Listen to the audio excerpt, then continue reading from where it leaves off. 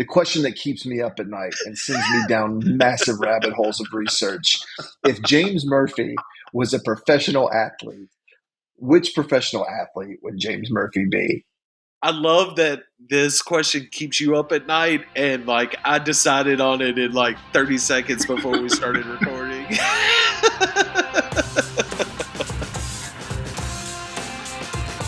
LCD Soundsystem's This Is Happening was released on May 17th, 2010, produced by James Murphy, released by DFA Records, and recorded at the Mansion in Los Angeles and somewhat at DFA Studios in New York City. This is LCD Soundsystem's third studio album, placed on several best of the decade lists that you'll find. It's on NME's greatest of all time list, deservedly so. This Is Happening is both LCD Soundsystem's ultimate crowd pleaser of an album and a poignant farewell to an era. James Murphy takes niche influences like Can, Bronski Beat, and OMD and reshapes them into an album so universally engaging. It fits any setting, club, party, just solitude, without a single skip really needed in this track list. At the same time, it serves as a swan song for not only the first phase of LCD Soundsystem's career, but also a decade of indie rock that now feels a little like a relic of a less fragmented pre-streaming cultural moment. LCD's niche influences and obscure references have, I think, made us all better listeners, and in some way probably primed some of his audience for the music that he grew up listening to. Welcome to Self-Titled. I'm Seth Sparks. Happy to have you today, and I'm also joined by my co-host, Josh Best, up in God's country, South Central Kentucky. Buddy, I know that you've been, just like me, listening to a lot of LCD Soundsystem over the last few weeks. I know you watched the band's final MSG performance a few times. Tell me how you're feeling after spending all this time with LCD Soundsystem. I'm feeling like they're one of my favorite bands now.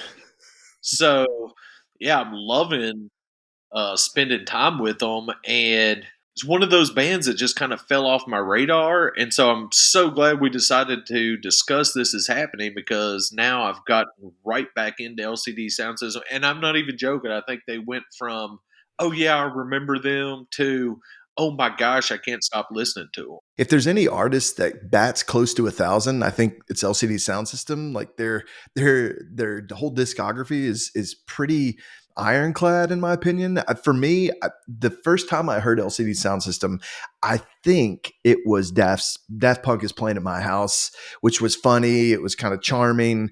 But when I heard Losing My Edge, which is the actual like first release ever from LCD Soundsystem, like I knew James Murphy was my dude.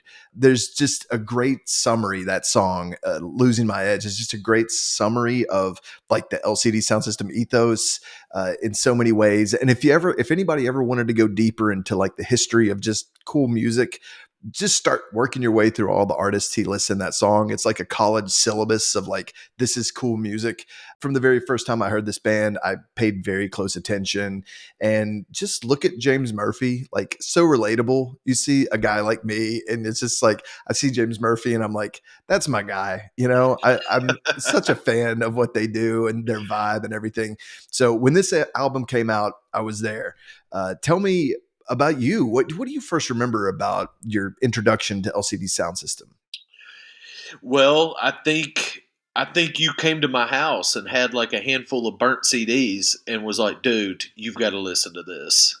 And I can't remember exactly. I was trying to rack my brain, and I was like, I wish I could think of all the bands that that you gave me in that little grouping that I was getting into at the same time. I think one of them might have been the XX, maybe the XX first album. Yeah. But anyway, I just remember having that burnt CD and wearing it out. And just like the first time I put it in, it's like, okay, I know Daft Punk and like Daft Punk, and this is just hilarious that somebody wrote a song about Daft Punk playing at their house.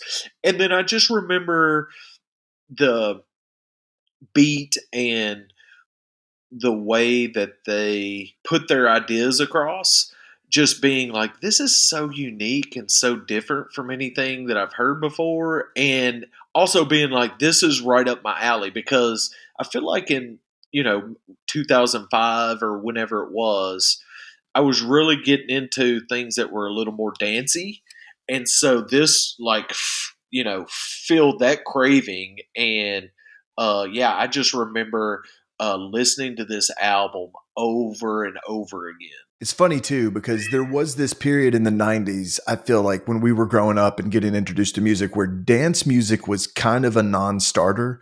Like there was this whole electronic, uh, anti-electronic sort of vibe going on that bands were starting to kind of crush through that. Like, Radiohead they do Kid A. And so, but I think even at that point, we were a little more open to it. But even when James Murphy is first coming on the scene, and even before LCD Soundsystem, and he's just a DJ, he really is sort of a pioneer of exposing people to music like Daft Punk and dance music. And to me, it seems so crazy that there was a time in my life where I didn't like a song that made me want to dance. Like that's such a key part of what I listen to and what I enjoy listening to. And to think that James Murphy was kind of like a trailblazer in my own mind of forging those musical paths, it makes this like a special conversation, just because I love this band so much. For me, maybe the defining characteristic of James Murphy in his whole journey with LCD Soundsystem is just his incredible taste in music.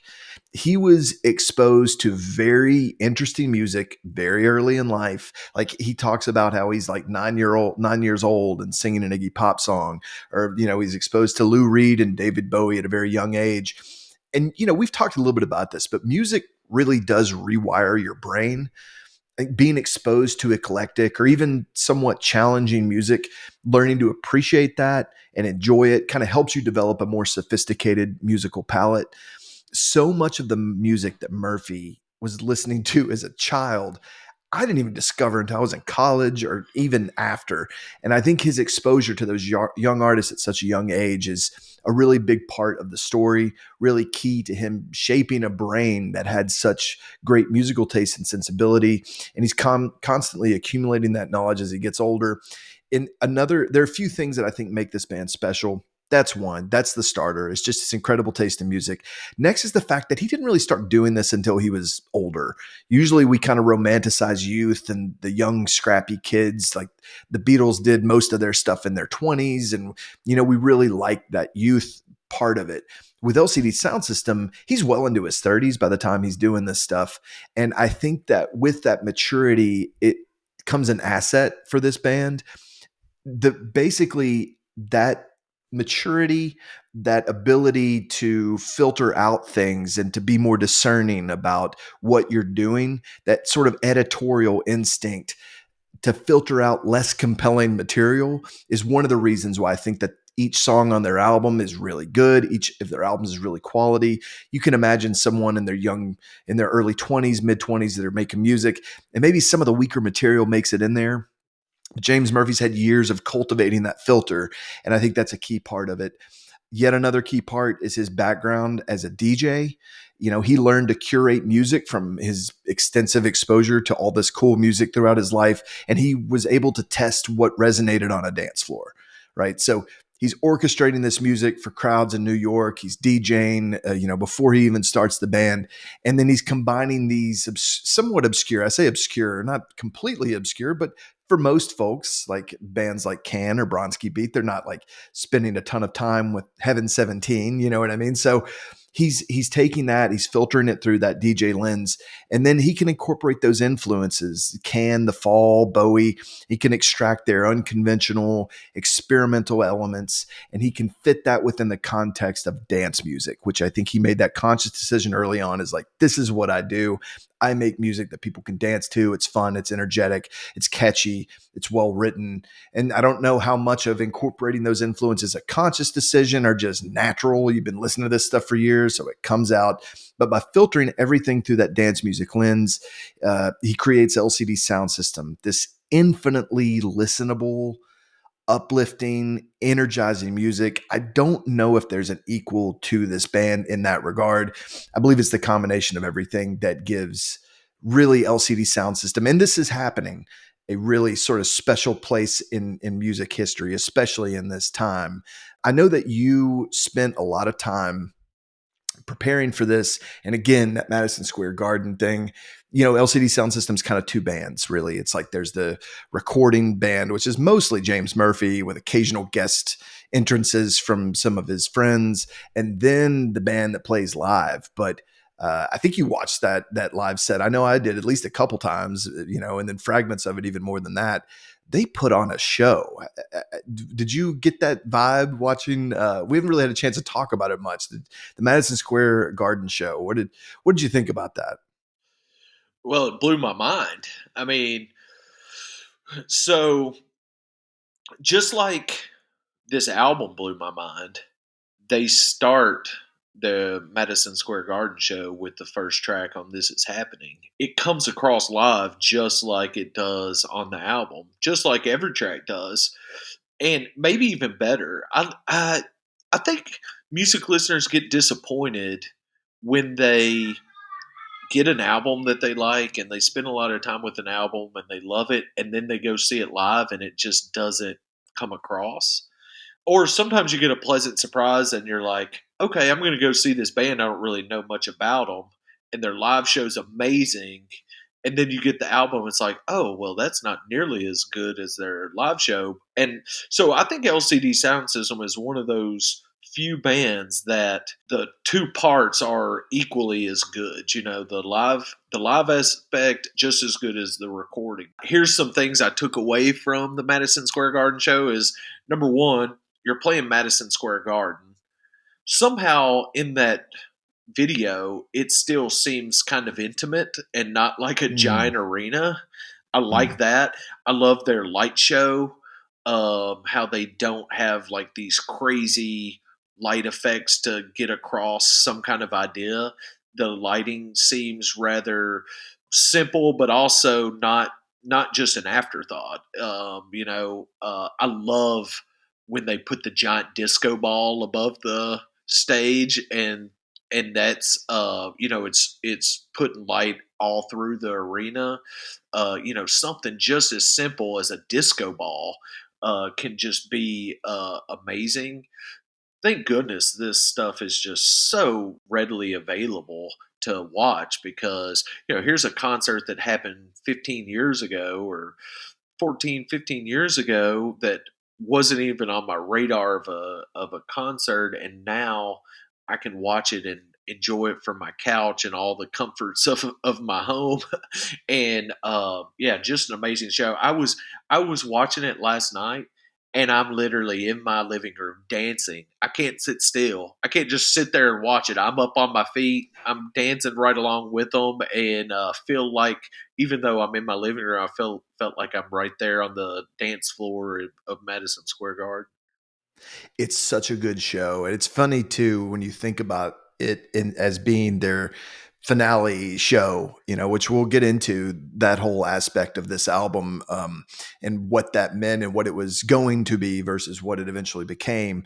I saw them in Nashville Municipal Auditorium. I believe this was 2017. So this is after they've reformed, but man, it's just everything that you said. And when I watch the Madison Square Garden show, it just reminds me of like, wow, what a force this band is live. It's just so much fun. It doesn't feel like they're asking things of the audience like, okay, we're going to play our quiet song now. We're going to play our ballad now. It's like, no, we're going to deliver with every track. We're going to deliver. And that's kind of how their albums feel too. It's like the thing about this album is I'm struck by how I don't have to skip anything. I want to hear the next song. I'm always, as soon as it comes on, I'm like, yeah, all right, here we go. So it was just really exciting. And when I think about this album in the context of what was going on at the time, I love to break out these lists of albums that came out in the same year as the album that we're talking about. So for LCD Soundsystem, man, we have some interesting stuff going on in 2010. We have Tame Impala's Inner Speaker, Vampire Weekend's Contra, Beach House's Teen Dream, Gorilla's Plastic Beach, which we are going to be talking about soon, Spoon's Transference, Yeasayers, Odd Blood, Arcade Fire, The Suburbs, Black Keys Brothers, Deer Hunter, Halcyon Digest, what a great album.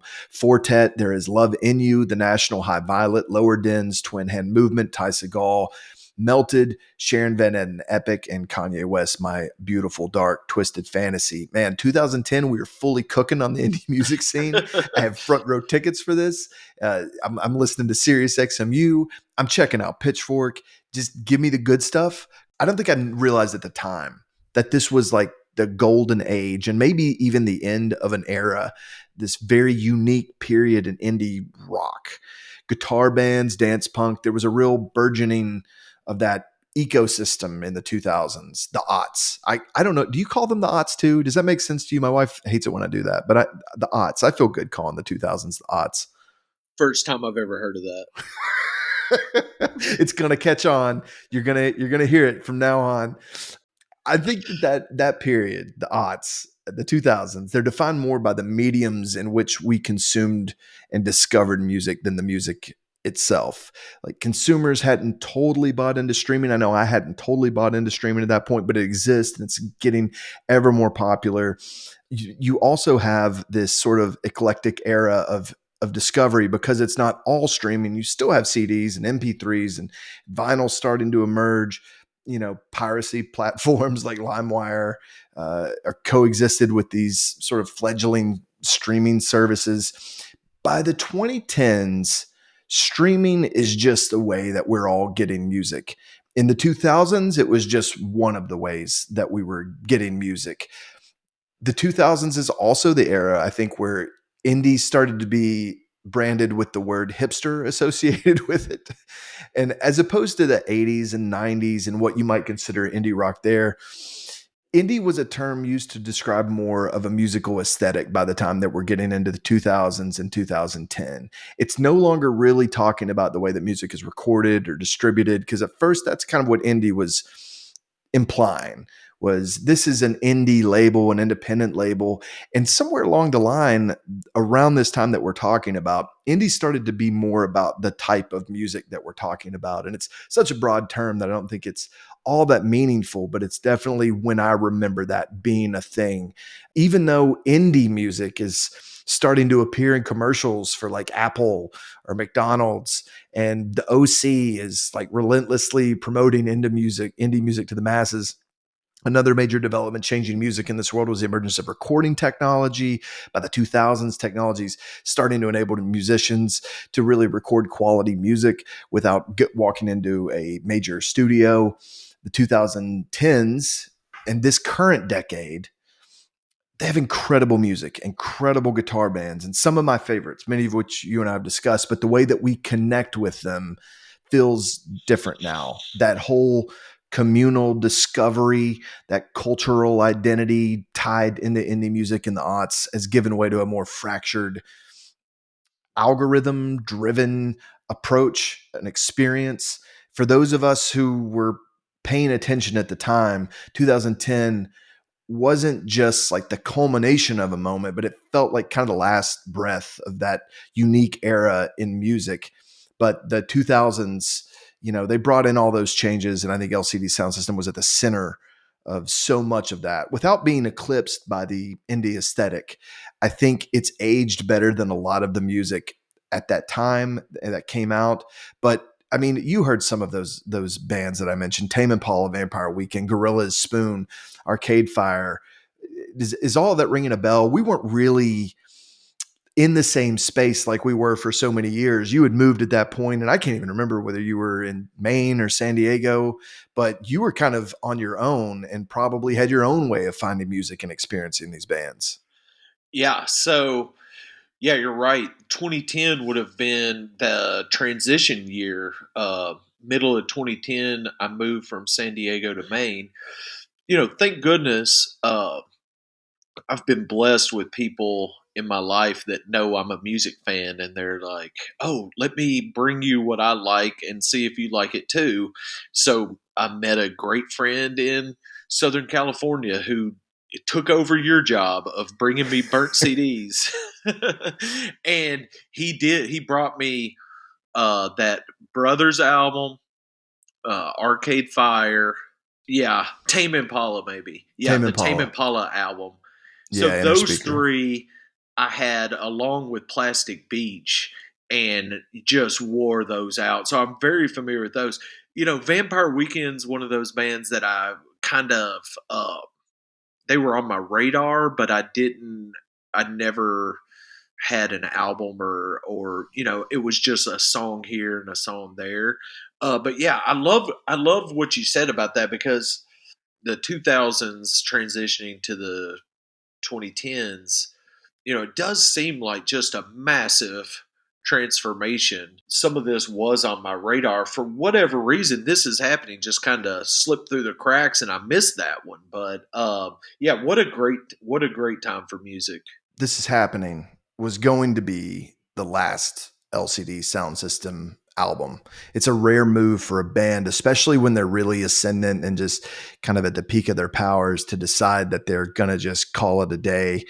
And I think it was sincere at the time. I think that everything you're seeing, that was the full intention of James Murphy, was to end this project. And I remember even hearing it at the time. I didn't even really know if it would hold, but I wasn't necessarily sad about it because I mean, those three albums were just so good. It's like you can't really fault someone. I mean, three really good albums from a band is a feat. That is not easy. I mean, some of people's favorite bands have less than, only three albums, less than three albums, or maybe one or two really good albums. And then some of the other ones are kind of mixed results. But LCD Soundsystem had such a high quality. When you hear that, and I don't know how aware you were of that whole like LCD Soundsystem stepping away or any of that stuff. But do you think that James Murphy's decision to retire the band shortly after the release of this album impacted how This Is Happening was received? I think it had to. First of all, it wasn't on my radar at the time. The album wasn't on my radar. I listened to LCD Soundsystem's self-titled album when it came out, like I said, and I just wore it out. And then I wasn't even aware of their second release. I just kind of lost touch with LCD Soundsystem, and so I wasn't aware of what was happening in 2010, 2011. But looking back at it, I think it's kind of a brilliant move because you know me, I'm a big sports fan. Anytime some athlete or coach announces at the beginning of the season or something, oh, this is going to be my final season.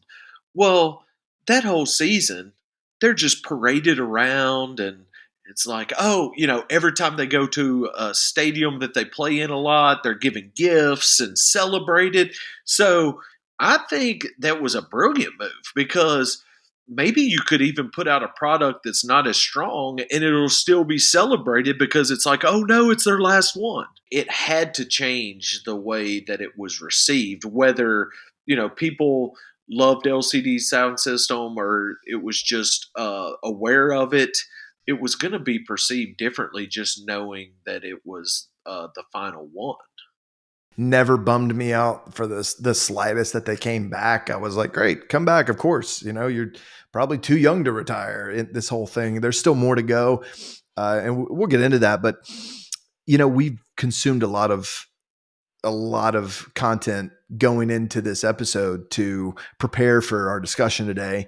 A lot of interviews with James Murphy. I just love his insights on things, his thoughts on things. I like the way his mind works, and I appreciate his thoughtfulness in interviews. Also, really enjoyed the This Is Happening video making of, which is just like this 15-minute video on YouTube. I don't know where it came from. I think we just found it while we were researching this, but so cool to see them at work and to see James Murphy mostly at work in this mansion that, I don't know, was it haunted? I don't know. It seems like maybe it was. Maybe there's some ghosts that make appearances on this album. I don't know. But really cool to see that process for them having a good time. I know that you kind of enjoyed that too in some of the interviews.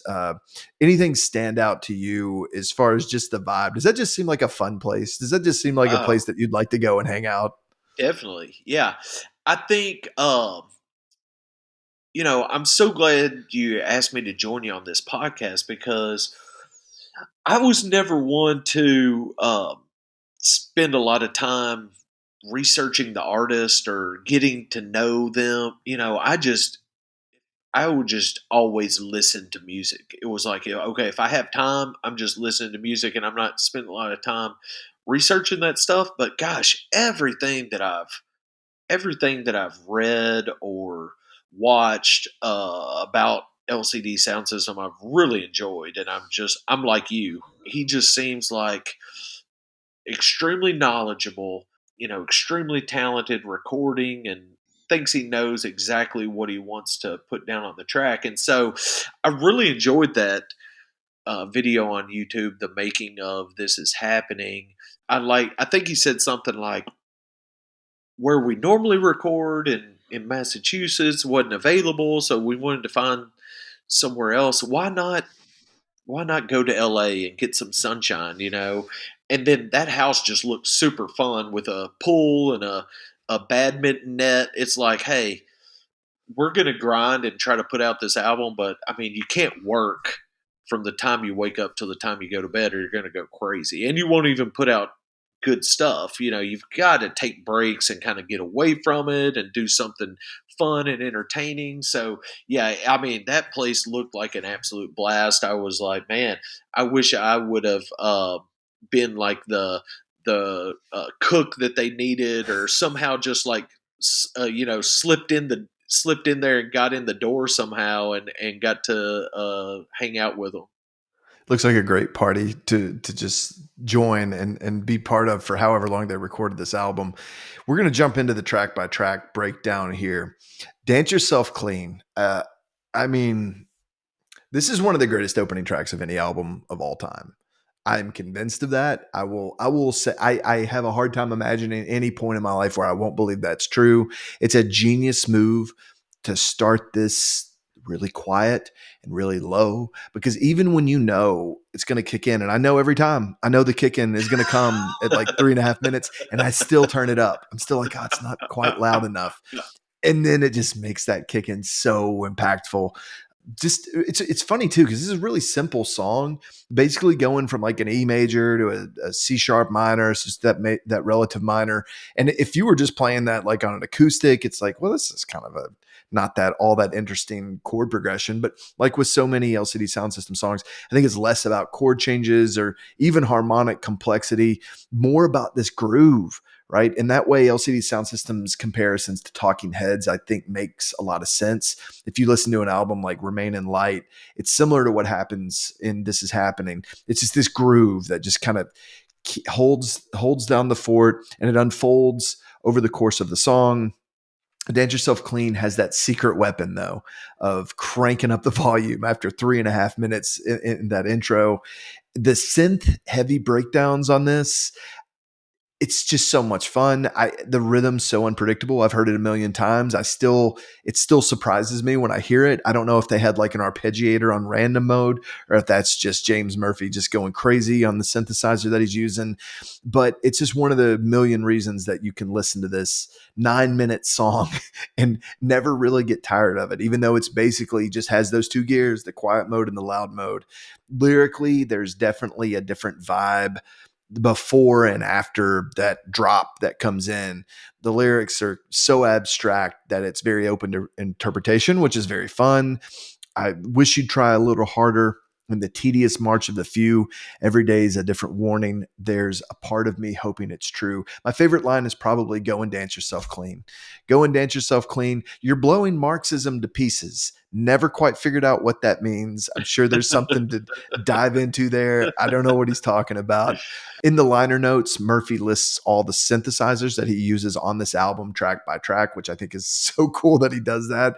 And I'm going to get a little geeky about synthesizers in this episode, but he doesn't really specifically call anything out in this song. But wow, the synths on this song are great. There's a lot of speculation that he's using on this synthesizer called a Roland SH101, this really great bass mono synth, which just means it plays one note at a time, which is common with bass synths.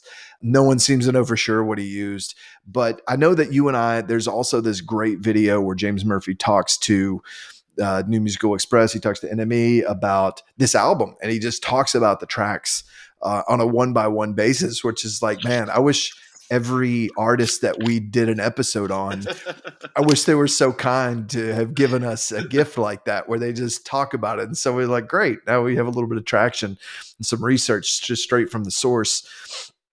I know that you probably saw some of this last song he recorded for the album, really put his voice through the ringer to record it. It was the highest he'd ever sung on a record. His voice was just so blown out at this point. Apparently he took steroids to be able to perform it. Am I wrong in my assessment? I mean, what an opening track on an album. I don't know if it gets better than this. Absolutely sets the tone for the record. And I love the slow buildup, which I feel like this album is at least 7 out of the 9 songs are kind of done in that format. We're gonna give you this introduction where you don't really know what's coming, and it's just this slow build up to the best parts of the song. And so I don't think I've ever heard a volume change like that in a song before. It's amazing. So preparing for our discussion today is the first time I ever heard the album. Very familiar with the LCD Soundsystem. Like I said, for some reason this album just fell through the cracks. Never listened to one song on this album, so it was so fun to have something new that it's like, oh, good, I get to experience this just like the band just put it out. And gosh, when that came in, I think after the song was over, I immediately text you with a mind blown emoji. I mean, this song did just blow my mind. I'm like, I was like you. When it started, I'm like cranking it up. And then when the thing comes in, it was like, okay, did I just blow out my car speakers or whatever speaker I was listening to? I was thinking, oh, is everything okay now? But yeah, gosh, what a tone setter for an album. I thought it was super interesting hearing him discuss how, that it was a challenge to get this song recorded, and it took a long time, and it was like the last grind to finish the record. I love how he says that he took steroids, so he was cheating. He cheated Yeah. to do this. His voice is something I know we'll talk about, but I don't think people talk about his voice. But man, he does have range. Like he can really get up there. I mean, when he's in the falsetto and all of that, but wow, it's just so good. It's okay. So then we get into Drunk Girls. This is a very punky dance song. It reminds me of Watch the Tapes from Sound of Silver. Murphy says that this really wasn't about drunk girls per se. Definitely nothing derogatory, but again, you were kind of alluding to this, but apparently they had a chef who was also a DJ, basically like move into the mansion where they recorded the album, not to be a chef necessarily, maybe more to be a runner or something like that from the impression I get. But I guess he called all the guys her girls. So Murphy also says that people being drunk, trying to relate to one another is something he always finds amusing. So I think he's just having fun with that. I love the energy of this song. I think it's a great way it would be hard to follow Dance Yourself Clean. So it's kind of like, what do we do here? It has to have a lot of energy. It has to get right into it. And every time I'm listening to that and that Dance Yourself Clean kind of slowly fades out, it comes right back with Drunk Girls. And it's like, you're right back in it. And you're like, okay, this is the type of album we're dealing with here. And I love how Dance Yourself Clean, there's this 3-minute build up to like the main emphasis of the song, and Drunk Girls just hits on the downbeat. It's like, Drunk Girls! So it's like, okay, we put you through that the first track and see how your attention, how ADHD you are, and if you can sit still and listen to this one. But okay, we're not going to put you through that one. Here you go. So did they release this song? Because they did a video, right? Yeah, there is a video, and it's a super cool video. I don't know if this was a single off of This Is Happening or not, though. And the It's video interesting. was directed by Spike Jonze, right? Yeah, I'm that's almost right. positive. That's right.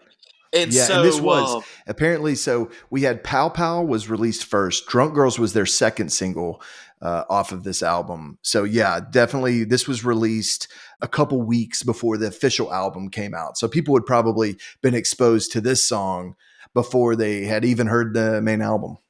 yeah, and so I'm going to reference that in NME video that you were talking about, because gosh, it's just, if you're watching this, go to YouTube and find the interview where James Murphy talks about each track, because it's fascinating and very interesting. So I want to read a quote. I want to read a quote from that about drunk girls, and you already hit on it. They moved the chef in, and she referred to all the guys in the house. Probably Nancy Wang may be the only female at the house, and the rest guys. She referred to the guys as her girls.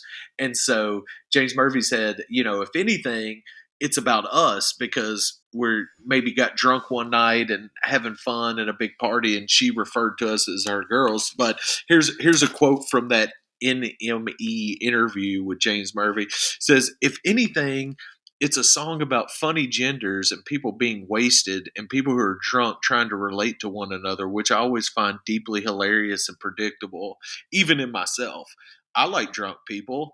Nothing is more fun to me than two drunk people trying to negotiate some sort of romantic involvement. It's always pretty funny to watch. I think that's hilarious.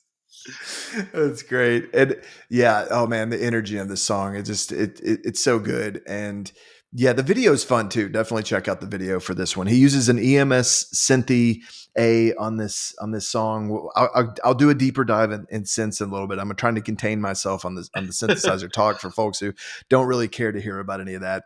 But then we get into One Touch. This song has a lot of the songs on this album are longer. They're on the longer side, but I never feel that. I'm never like, all right, we got another 4 minutes of this one. Like when One Touch comes in, this song will rip your head off, man.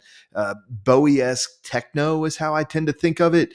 It's like the bass is really fierce. Murphy talks about how, again, that interview that he gave, he was really into this musical movement in Philly that had this, he calls it this Belgium dark wave synth guitar drum machine punk scene that he was a big fan of. So when I heard Bowie, it's like I'm probably hearing Bowie's influence on this band, especially this band he talks about called Executive Slacks. The scene and the band were kind of gone, but he kind of wanted to pay homage to that. And that's what he does with One Touch.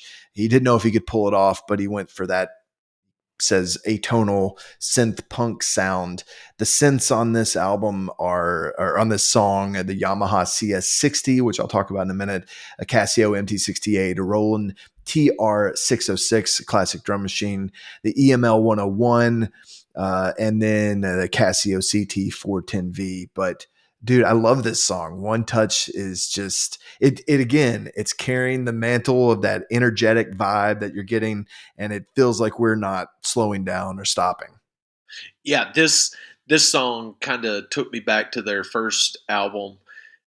It fits right. This is LCD Soundsystem. Just sets the tone of that repetitive beat, and then things built on top of it. I like this song a lot. He said he was looking for something super aggressive and that represented those punk bands that he loved, grew up listening to, and then he just put some, in his words, really dumb vocals to it. He said Nancy was really drunk when she was recorded. She was practically just yelling.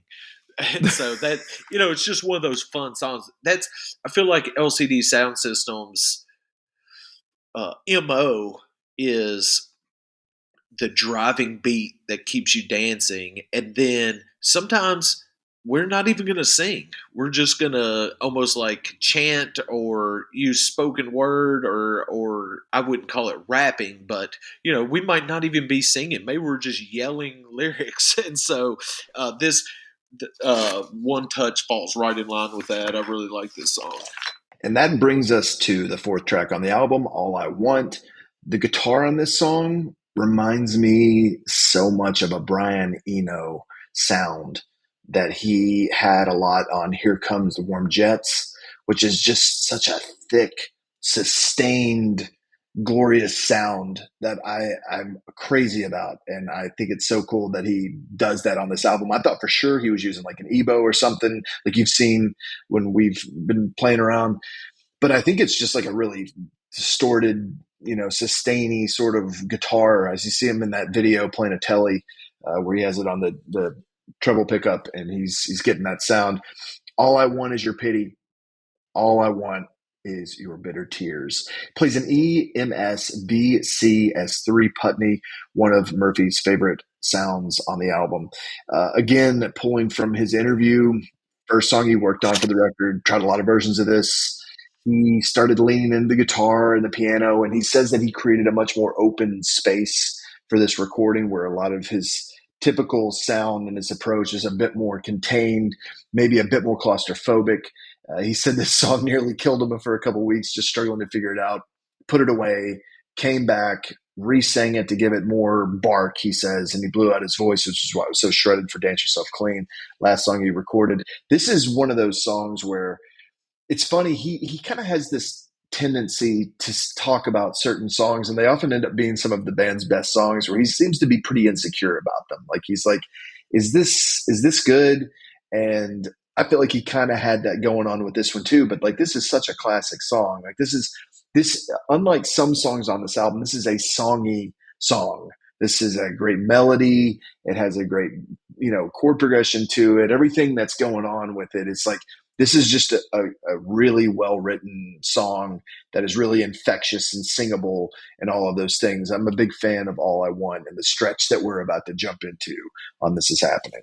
Yeah, that's what I was going to say is I like this song a lot, and I like how it's more of a traditional rock song than maybe what LCD Soundsystem is used to doing. There's no long intro build up. You get right to a verse. You get to hear James Murphy's talent as a singer, which we've already discussed that, he's not just screaming or talking. He's a very talented vocalist. I love the crazy synth in the song. I feel like we could say that about every song, but when you get to the end of the song, I like the outro where it almost sounds like the synthesizer keyboards are just doing like randomness. It almost sounds like, you took a device that makes sounds and then just happened to put it to this song. But obviously there's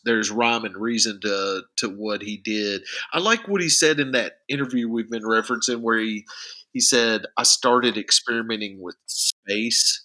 Usually I write claustrophobic songs because he just likes to layer so many things in a song. And then he said he experimented with putting drums more in the background. So yeah, I feel like this is a great song because it's, a little unique to their normal MO. And then we get to a song. This is just one of my favorite songs, like not just on this album, just period. I Can Change. He loves it. So again, listening to him talk about this song, it resonated with me so much. He talks about how he loves these synthy, heartfelt pop love songs. And he mentions constantly listening to the Eurythmics, which I can totally hear. They have a song called Love is a Stranger that I'm a huge fan of. I can totally hear that in I Can Change. He also mentions Bronski Beat, and he says that he listened to the first couple OMD records, and this made so much sense to me. I also love those songs that sound almost kitschy. It's not something that I knew about until I was a little bit older, and I really got into that stuff. But especially songs like OMD, songs like Messages that was off of their first album, or Enola Gay off of Organizations, just a song that's so easy to get obsessed with. You can very much hear the DNA of all of those in I Can Change. So listen to those. If you like I Can Change, check out those songs. They're so good, and I love this lane that he's in with this song and how he just fully commits to it. He talks about the earnestness, the naivety of them, a mode that he rarely permitted himself sort of access to. And he just fully goes there with this song through Caution to the Wind, went for it. Thank God he did. I think it's a special song. I love too, just like the last one, he kind of panics. He asks the drummer, Pat Mahoney, he's like, does this suck? But Pat liked it, thank goodness. So it made the cut on the album. So many synthesizers on this song. pardon me for a second. I'm going to geek out for a minute. There's a chord poly ensemble, which is a preset-based polyphonic synth, so you can play multiple notes instead of just one at a time. First sold in 1976. There's a Yamaha CS60. It's a scaled-down version of one of the most famous synths of all time, a CS80, which is one of Japan's most famous synths. You can think of the Blade Runner soundtrack when you think of the CS80. You think of Kraftwerk, Simple Minds, Ultravox, Brian Eno. They all use the CS80. There's a Simmons electronic drum kit, and that's something that he uses some on this album, which is like, it's not just a drum machine that is like this, it's like a full out electronic drum kit with pads. So he uses that on this song.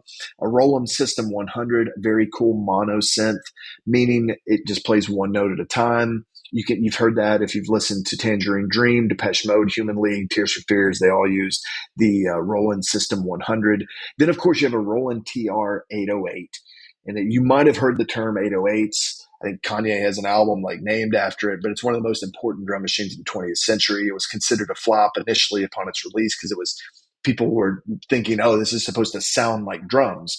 But once they got past that and this became a really cheap thing because it flopped, it was really accessible and affordable enough to be able to use by artists in the 70s and 80s. It was really pivotal in the formation of electronic music and hip hop music.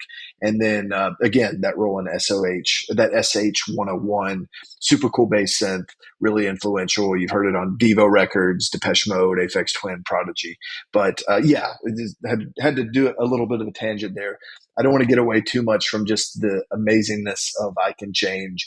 Just a great little love song that does feel vulnerable. It feels like, man, I love this. I would buy a whole album of this and be totally crazy about it. Did this land for you like it lands for me when you heard this album for the first time?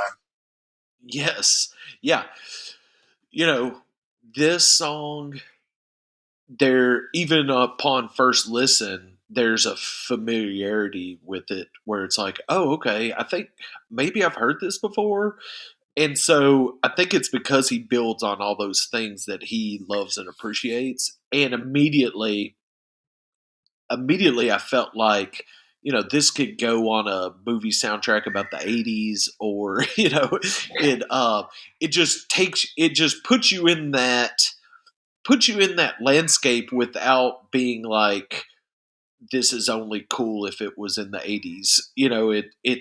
It's a song that's amazing, that I think will stand the test of time and be great 50 years from now. But it definitely, because of all those instruments and machines that you've mentioned, I think it definitely brings me back to those bands and artists of the 80s.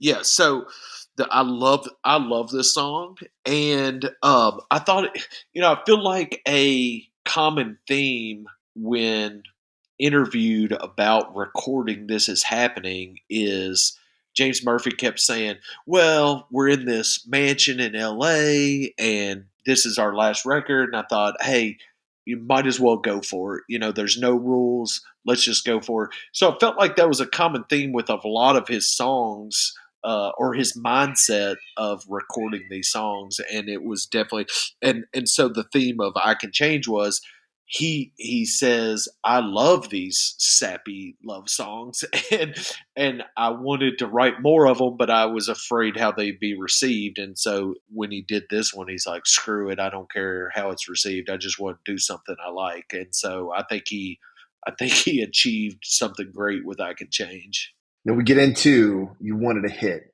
Love the lyrics to this song. I think it says something about the ethos of the band, and not just LCD Soundsystem, but it's kind of representative of a lot of the bands that we like, where it's like, these aren't top 40 bands. They're not necessarily putting out top 40 singles. They're just writing really quality songs.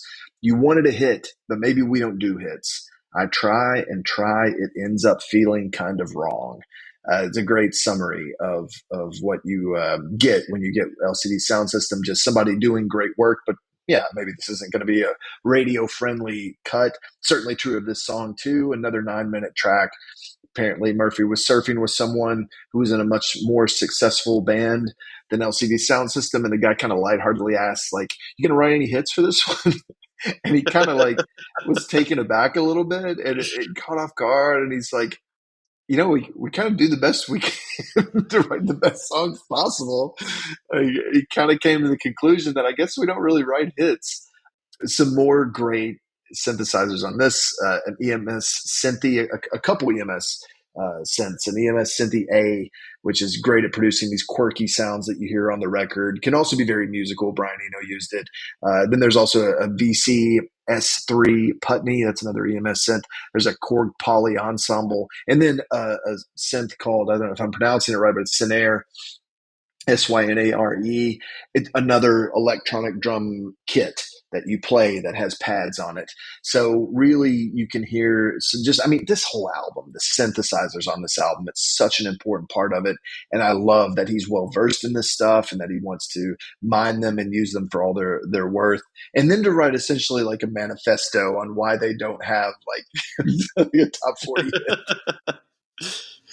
Yeah, he said, I thought it'd be fun to write a song about why we don't write radio hits. And so, gosh, this song, I can't get this song out of my head. I was saying I watched the MSG performance again last night. The performance of this song is so cool and awesome. And my family is probably annoyed because I'm just walking around just like,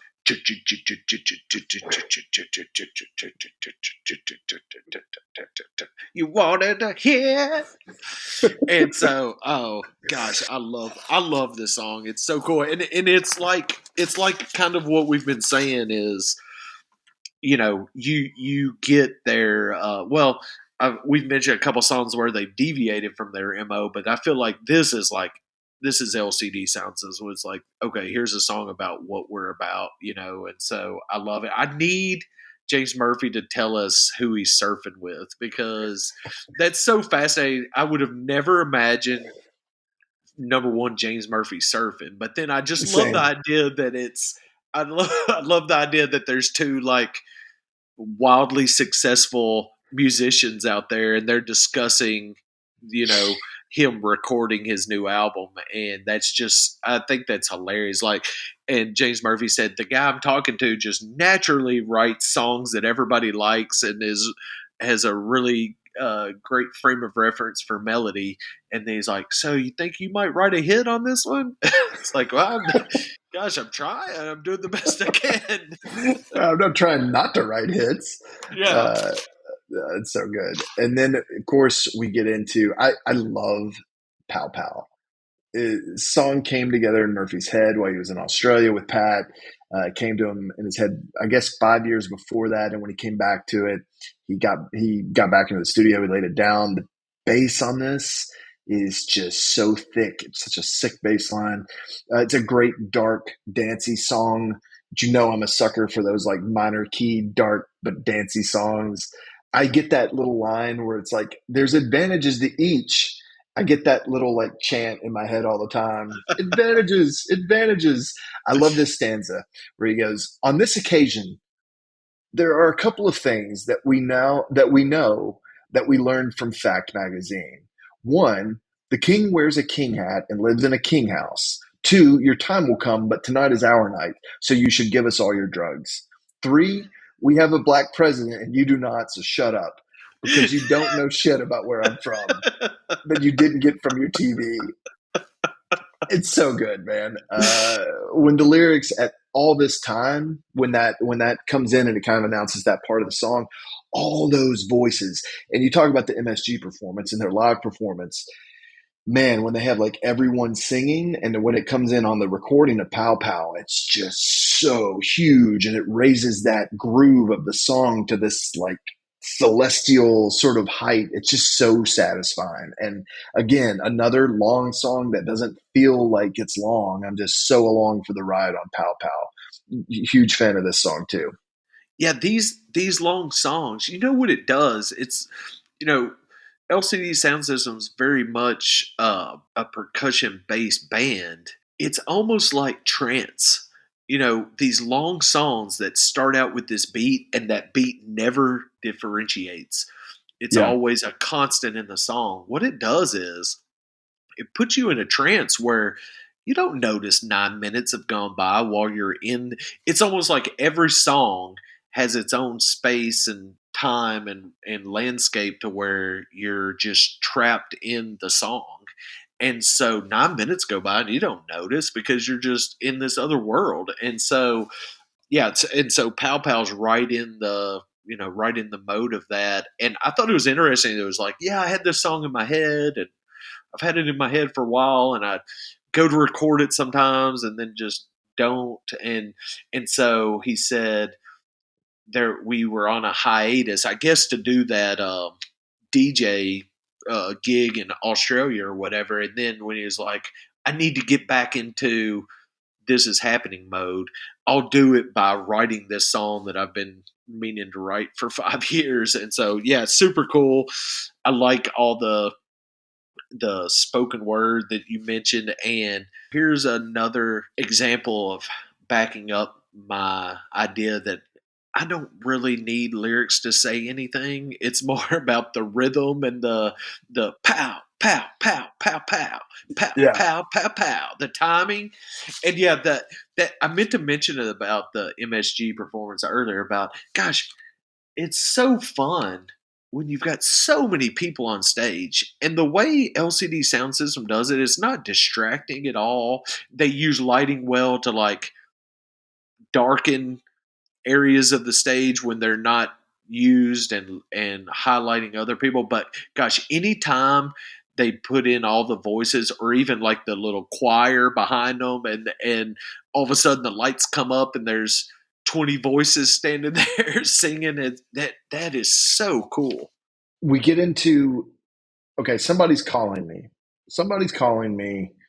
I very much hear Iggy Pop's nightclubbing influence in this song. And we both love the Trainspotting soundtrack, and of course it's on Iggy Pop's The Idiot, co-written by and produced by David Bowie. Bowie does a lot of a lot of the instrumentation on nightclubbing, and I think that there's always this through line between like the heavy influence that Bowie has on James Murphy and LCD Soundsystem. I think it's unavoidable. It's just as heavy as the Talking Heads influence. It's a key part of what makes LCD Soundsystem so special and have that awesome sort of infectious vibe that we always talk about. So I really think that it's so prominent, that nightclubbing influence. And I love that he sometimes, just like with I Can Change, is just wears that on his sleeve and is like, that's what I'm going for here. I'm not ashamed of it. You're going to hear it. You're going to hear the influence. And guess what? You're right. And I'm just going for it. The lyrics on this, somebody's texting me to be my girl, constantly texting me to be my girl, but the text won't take away nights that creep and my mouth don't move when I'm in too deep. I don't know what that's about. Doesn't Again, it's kind of like what you're saying. It doesn't really matter. And I also like abstract lyrics because it can mean anything to you at different points whenever you listen to it, and you can always come back more. I know he talks a lot about how he was having panic attacks while he was working on All I Want. So he took some anti-anxiety meds and went swimming. Great advice. And when he woke up later that night, he worked on this song using a Roland 909 drum machine on top of his piano. There's clips of that, I think, in the This Is Happening making of documentary. Yeah, went to bed, woke back up, finished it in a day. But yeah, this is another good one. It's taking us like, it's funny. I mean, this album's 9 songs long, and we're almost to the end of the album. And I think this one is just it's a good place for this one. This is a darker song, but it still has the energy. It still has the good vibe, and it kind of sets you up. It tees up the finale very nicely. Somebody's calling me. Yeah. Yeah. He said something I thought was really funny. He said, yeah, so I woke up after recording that and I didn't even remember recording it because of the antidepressant medicines that he had taken. And he was like, this is neat. I get to be a fan of almost be a fan of something I had done because I didn't remember. It's like, oh, I like this song by some guy because it wasn't me. And so, yeah, here's another song that has crazy synth sound that comes in super loud. I think that dynamic change of volume is deliberate and super cool and makes an impression and is really important. Yeah, I really like this song also. And then it takes us quite literally home. Another nearly 8-minute song. Grab your things and stumble into the night so we can shut the door and shut the door on terrible times. If you want to put yourself in a good mood, it's hard to get. It's hard to do that more effectively than listening to Home. It's a very sweet song, one that I think is a great bookend to Dance Yourself Clean, sort of those two songs that sandwich this album. Supposedly a nod to This Must Be the Place by the Talking Heads, and it does give that those same vibes, warm, comfortable, welcoming. The bass line is intentionally reminiscent of another bass line that he said that he used before in that interview. He didn't say which one. It's the song about being in a band, which he says he loves being in a band, but then also coming back home. Songs about how great it is to be part of not only, the community of being in a band, but also just coming back to the things that you love, the things that define what home is to you.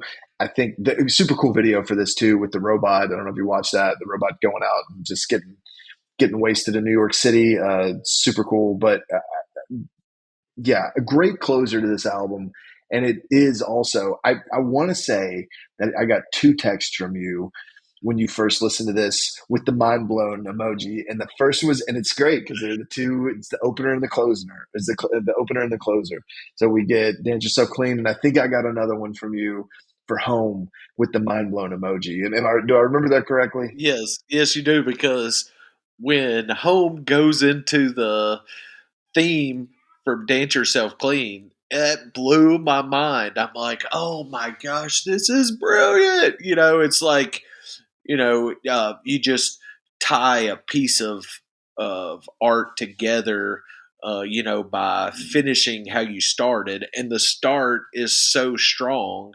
Why not revisit it when you close? So yeah, that I think that is just a absolute brilliant thing to do. And then yeah, I love what this song's about. And for decades, being in a band and touring and playing live shows is glorified. It's like, look how awesome this is. But it's also like, oh, I've got to leave my family and my home and be on the road and, be in situations that I would rather not be in. I'd much rather be in the comfort of my own home. So then it's, here we are at the end. And, like you said, he had this idea from the start that this would be their last album, and and he knew, I'm going to go on this super long tour and just play forever and be on this incredible grind. And so then it's like, okay, but then what I've got to look forward to is going back home. And so yeah, great song. It's really interesting that this is the final song on the record. It makes so much sense when he thinks this is it. Home is the perfect closer to the whole journey, but it's a perfect closer to the album, even if it isn't the actual end for LCD Soundsystem.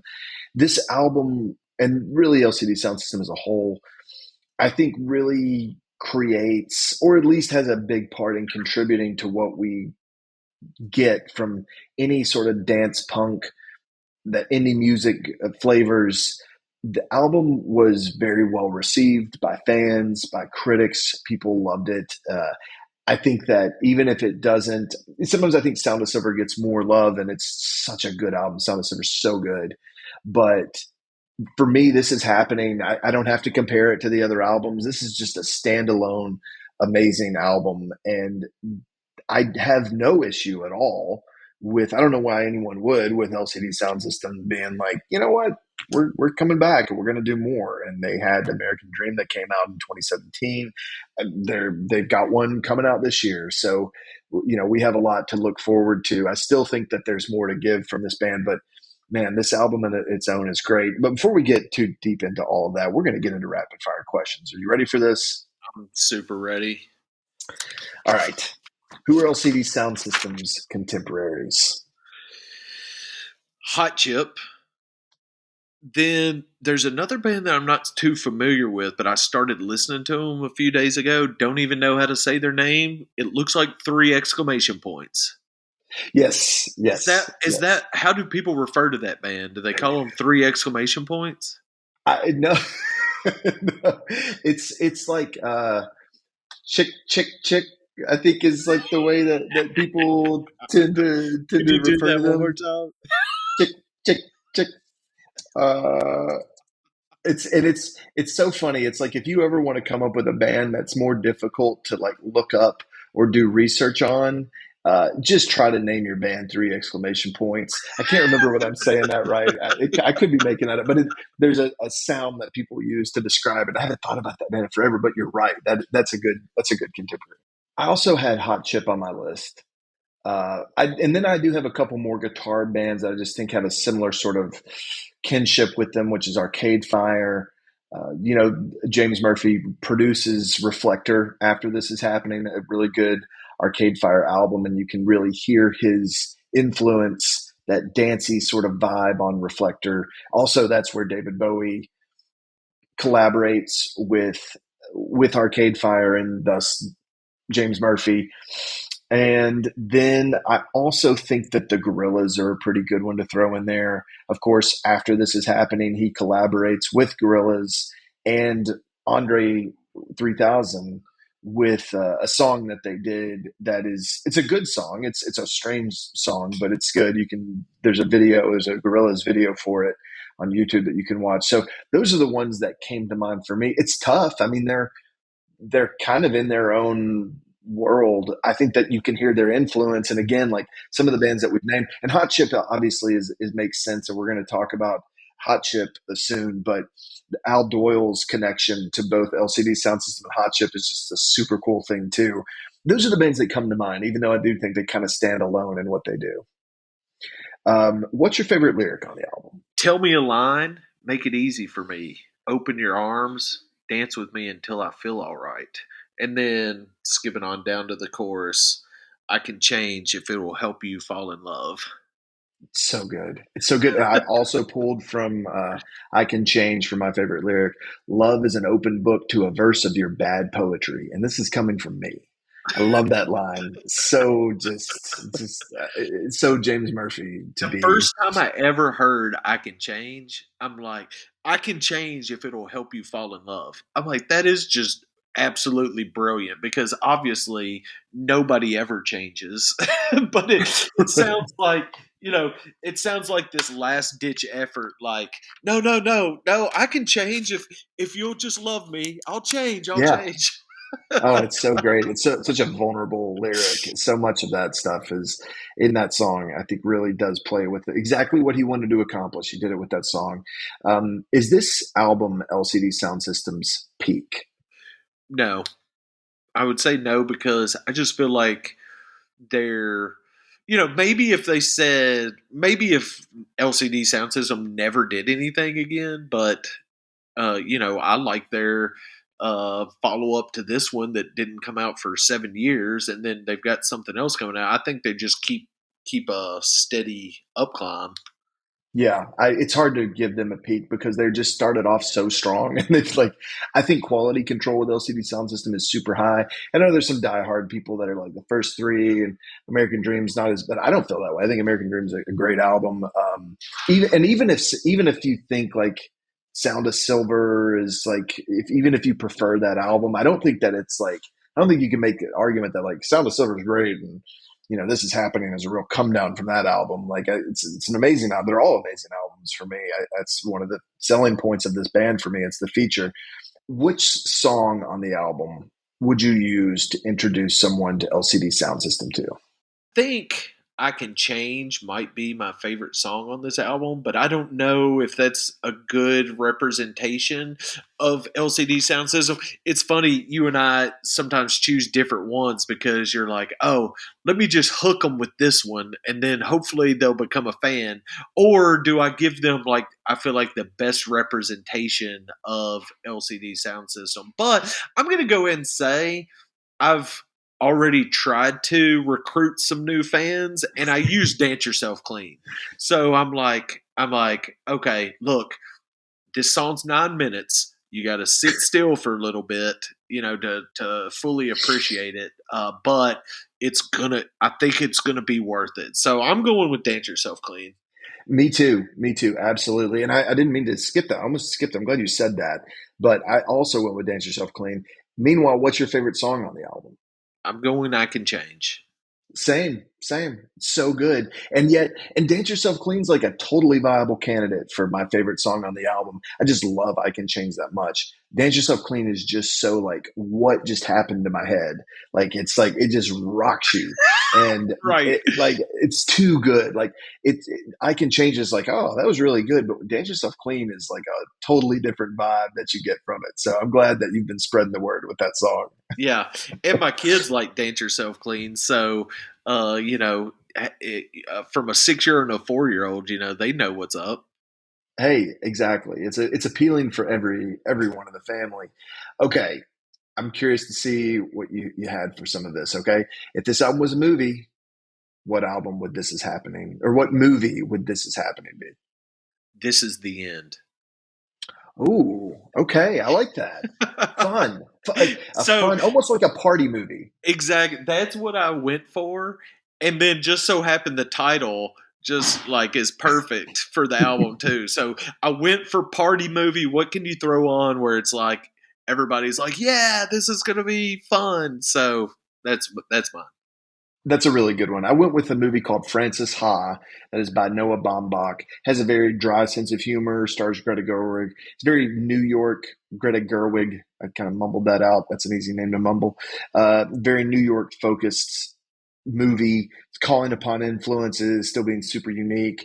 What band or artist would you like to hear cover This Is Happening? Gosh, this was hard because for the same reason, what's their contemporaries question? It's like, gosh, so immediately I'm just like, I've got to find a front man who can do this.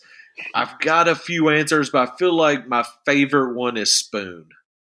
Oh, that's a good one.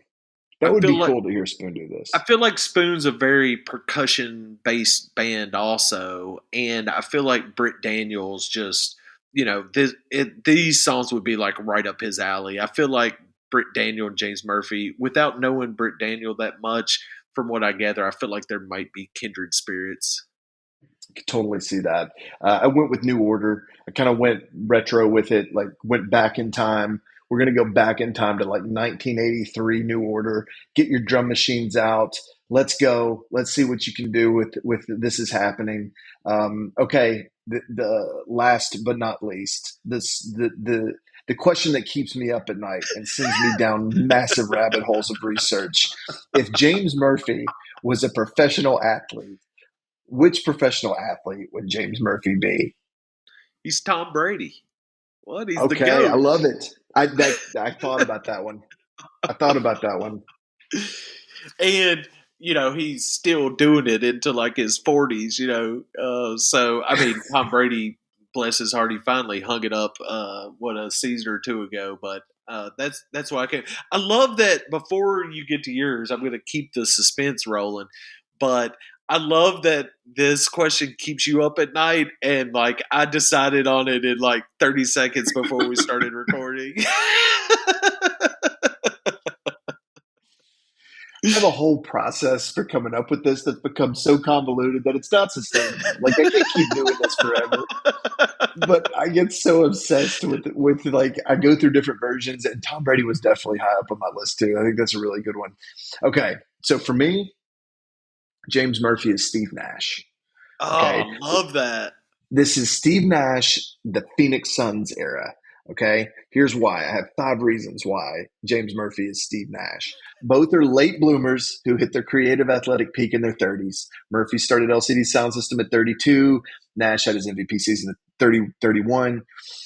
Both known as cerebral orchestrators who make everyone around them better. Nash revolutionized offensive basketball with his up-tempo creative playmaking style, just as Murphy revolutionized dance music by melding diverse influences in unexpected ways. Number 3, their styles are marked by precision and technical mastery while still maintaining a certain scrappiness and DIY ethic. Nash Yes. wasn't the most athletic player, but maximized his abilities through skill and intelligence, similar to how Murphy built LCD Soundsystem sound from both dance music elements, but elevated them through meticulous attention to detail. Number 4, Both have a sort of everyman quality, despite being at the top of their fields. They don't look or act like typical stars, but their influence is undeniable. And number 5, they're perfectionists who are almost painfully self-aware about their craft, constantly analyzing and refining their approach. So that's my answer to I that love it. fleet. I love it. That's great. Oh man, this is so much fun. And it's funny when we pick these albums to do deep dives on, you don't really think about it when we were first picking albums, but when we got into this one, it's like, man, it's so nice to pick an album that is a no skips album that is just fun and it's energetic. And it's like researching this and listening to it over and over is so much fun. My final thoughts on this album, and we've said so much about it, all the things that make James Murphy special and all the things that make this band and this album special. You know, he likes things, he has said, I've seen him say this in an interview where he said he likes things that meet you when you grow up. As you grow up, Bowie, the Smiths, Public Enemy, he even mentions it grows and it changes with you. And he always wanted to make music that had layers, that could reveal themselves to you whenever you revisit them. That's totally how I feel about their music, about the references. The more educated I become as a listener and I go back and do deeper dives into types of music that I didn't know so much that James Murphy was probably listening to when he was 12, 13 years old, I can then go back and hear those albums and be like, now I hear that. You know, when I first heard this album, I don't think I really knew OMD or Bronski Beat or Heaven 17. And now I get more familiar with those bands and I come back to it and I'm like, that's where he's getting some of those ideas. Of course, it never feels like Murphy's just hacking like the bands that he grew up listening to. He takes these things that I don't think that everyone would love. You could take a lot of LCD Soundsystem fans, play them the source material, and they would be like, yeah, I get it. But he distills it all in this way that makes it so accessible. I think it's really universal. I think you could play This Is Happening and songs like Dance Yourself Clean for hip hop fans, for electronic music fans, for rock fans, the indie kids, like whoever, and you're going to get a glowing reception because that's just the type of music that he makes and the type of taste that he has. That have a tastemaker also be so skilled, a guy who ran a label before he even started a band and had that discerning ear. It's like, what sounds good and what am I going to put my stamp of approval on? To then give him the power of having a band and being able to be the one creating it and then deciding, does this make the cut? Does this not make the cut? And to have that taste, deciding what you're going to hear, I think is just what makes this band so special. And it's the reason that no matter like if they come out with an album, I'm going to be there on day one. I'm ready for it when it drops and I'm going to be listening to it. So yeah, I've had a blast. Any final thoughts before we wrap things up today? That was my final thought is, you know, I feel like you talked about him being really good at this probably because he formed this band in his 30s after all these experiences of being a DJ and uh, you know, and being a DJ of trying things out on the dance, you know, what gets people dancing, and then being a producer. You know, these are things that I had no idea about until 3 or 4 weeks ago when preparing for our discussion today. So learning these things, you know, it just makes so much sense. And then seeing, you know, why is he so good at this? Well, you know, he's uh, helping bands figure out how to make them be their best version of themselves. So yeah, that discerning ear of being like, is this good enough? Is this what I'm really trying to get across? I think makes them really good. And then, you know, I don't know if we mentioned it earlier, but I I don't think I ever realized that LCD Soundsystem is a lot of James Murphy recording everything on his own, and then going on tour, you know, probably bringing them in at the latter stages of the recordings to get their version of it, or how would they play this, or here's how I want you to play this, and then and being able to tap into his experience of running a label to here's the guitarist I want to play with, and here's the keyboardist I want to play with, and here's the vocalist, and this guy's my friend, and this guy's my DJ partner. Having the luxury to bring in people that you're familiar with and people you respect as a instrumentalist or as a player, is so neat. Most bands I feel like are formed where it's like, hey, you're a guitarist and I'm a bassist and you're a drummer and we know each other and we've played together. Let's make a band, versus somebody being like, okay, this is what I want to do and these are the people I'm going to go get to to help me execute it. So yeah, just really had a lot of fun doing a deep dive on LCD Soundsystem. And like I said, they went from a band that I was like, yeah, I remember them. I like their first album to now I can't get enough, and they're one of my favorite bands of all time now. Absolutely. And we'll revisit LCD Soundsystem because there's so much to revisit. And we left plenty on the table to always go back and rehash and to dive deeper into this world. And it's just something I look forward to. I'm like you. It's like, this isn't the type of album where we got done with it. And I'm like, well, I'm not going to listen to that one for a few months. It's like, I'll throw this on today. I don't care. I'll listen to this again right now. I love this album. It's been so much fun to research it, to talk about it with you. So yeah, this has been great. Hey, if you're out there and you're enjoying what we do, hey, throw us a like, throw us a subscribe, help us out. Download the podcast, whatever platform you're on. Show us some love, and we're going to keep doing our thing. This has been a blast. We'll talk again soon, buddy. And until next time. Keep your dance shoes on.